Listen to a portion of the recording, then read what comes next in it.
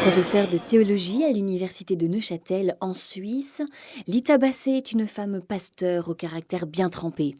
Les journalistes des médias catholiques ont découvert une femme de talent, écrivain renommé qui aborde simplement mais fermement des thèmes durs et parfois tabous comme la mort ou la souffrance. Il y a énormément de pasteurs, mon père, mes deux grands-pères, la plupart de mes oncles, des cousins. Alors je dis souvent, je suis pasteurisée jusqu'ici, et de par mon éducation et mon héritage protestant, mais pas de femmes.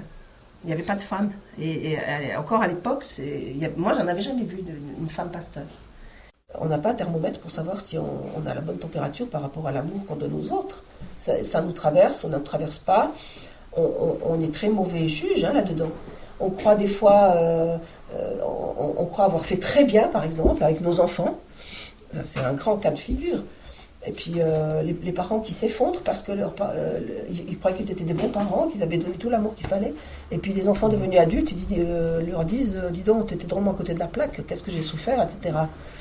Donc là, ça casse des relations, ça.